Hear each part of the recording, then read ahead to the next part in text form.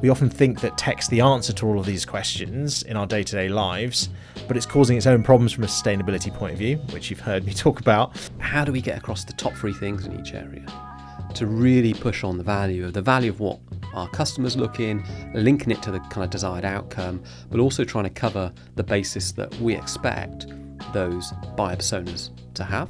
How do you navigate all this noise, and then how do you decide what's important when you're trying to win these projects? And just play catch, not ping pong.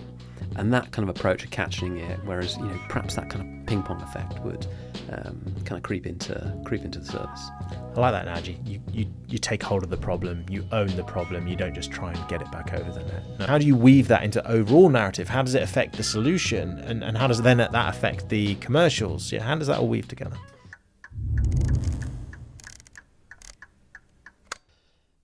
We're two tech CEOs talking about navigating the speed of change in the technology industry.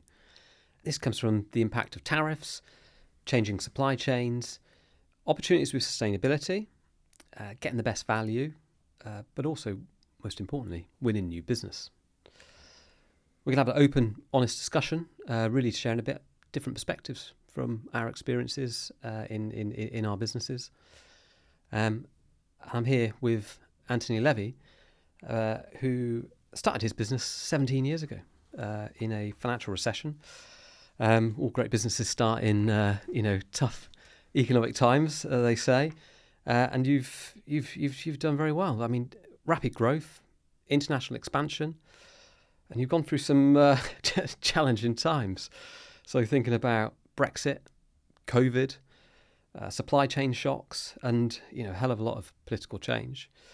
And you're representing Circularity First, who's really focusing on profitable outcomes with sustainability and technology. Thank you, Andy. It's great to be here and to be talking about how to thrive in times of uncertainty. Look, you've been on a pretty powerful journey yourself. 20 years in the tech industry, you've worked across software, distribution, telco, and IT services. You successfully led, I think it's 2 exits, is that right? Yeah, that's right, yeah. And now you're into SmartCT, which is a business that focuses on IT services and solutions across all of Europe. An award-winning organization. It's great to share this platform with you and really to dig into what it's like to run businesses like this. Yeah, absolutely excited. So it's great to be here with you. So into episode 4, Andy. I'm going to try and bring some of these concepts together now. We're going to talk about how value and sustainability is deciding who wins in public and private tech projects. But in the broader context, we're talking about how tech companies are driving shorter and shorter adoption cycles, which is only being accelerated by AI. We have this broader context of trade wars and tariffs. We often think that tech's the answer to all of these questions in our day-to-day lives, but it's causing its own problems from a sustainability point of view, which you've heard me talk about. But all the while, businesses are just trying to crack on, be cost effective, and find a way to be efficient and thrive. I'd like to kind of make this quite personal. So kind of for you as a CEO running your business, how do you navigate all this noise, and then how do you decide what's important when you're trying to win these projects? Yeah, I think winning some of these large projects, the RFIs are getting more and more detailed on value, more detailed on are you actually going to deliver that service, and more detailed on sustainability. And I think that's, broadly over the last probably 7 or 8 years, I've seen more and more different buyer personas be involved in making decisions on buying. So you're starting to get some of those questions kind of all merge into the RFI process. So you've got to be really careful because it becomes really a big beast. And for some of the services and purchases people are making, it absolutely warrants that. You need a robust, diligent partner, so that you can say to your customer, I've done the right things, I've done the right checks and balances. So as part of that, putting that information in, you can almost get a bit carried away with writing all the detail to make sure we've done this, done that, and it can dilute the message. So, a lot of things we're discussing internally is about, well, how do we get across the top 3 things in each area to really push on the value of what our customers look in, linking it to the kind of desired outcome, but also trying to cover the basis that we expect those buyer personas to have, and what we've validated as part of our process to say, right, okay, well, what other people are involved in that bid. That's really interesting. And as you said, as these kind of other areas that you didn't historically have in a tender, things like sustainability or whatever, appear in these tenders, how do you manage that kind of skill set? How do you manage kind of responding to those things, not even knowing who's on the other side of it? Is it a procurement person that's asking those questions, or is behind it? Is there a sustainability team? How do you, to your point, how do you weave that into overall narrative? How does it affect the solution, and how does then that affect the commercials? Yeah, how does that all weave together? Yeah, well, if you put in most businesses have bid libraries, right? So that you can reuse some of the content you've put together before to make it more and more efficient. You could be using AI to do it for you, but obviously, we talk about those dashes and dots where people are kind of knowing that actually it was completely written by AI. That's fine. It helps you kind of get some way, but, you really want to make sure it is, tailored to that customer need, customer outcome. So, making sure that you've got the information easily accessible, you've got the information that's really tailored towards what does the customer want.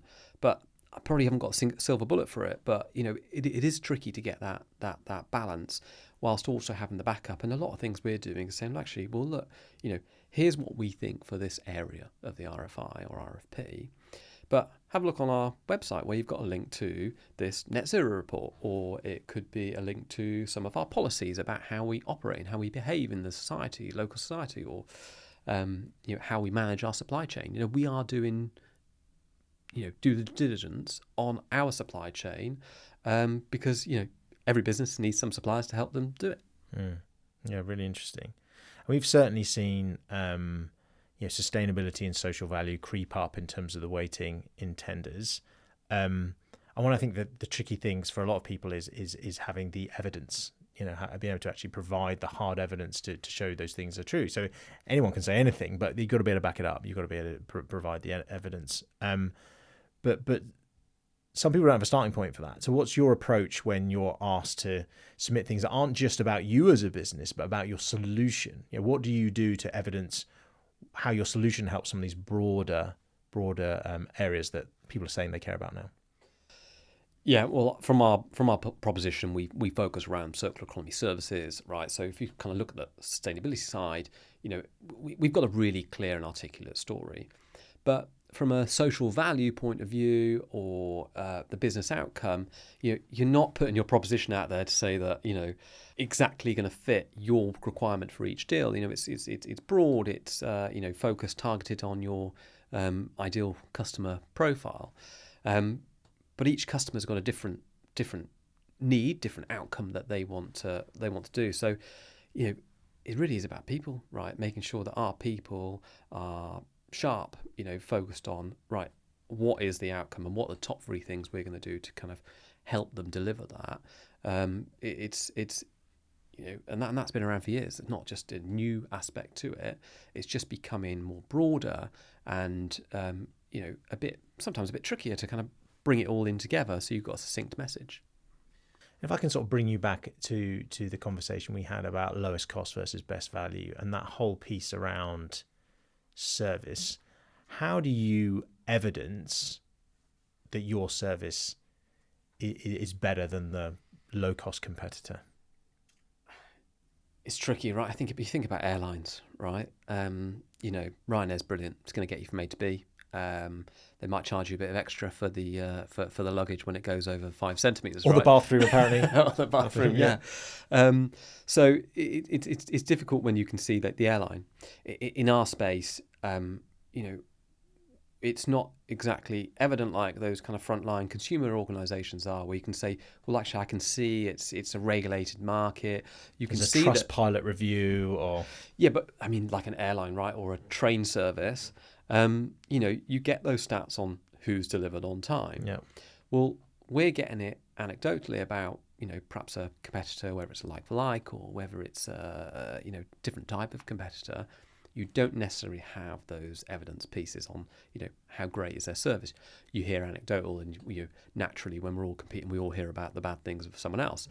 But, I'm happy with competition in that way, because they're in a market that I believe is growing, and can evidence growing, it's great to have people still investing and wanting to invest in areas you're in. So it kind of gives you a bit of a validation that yes, you're in a great space.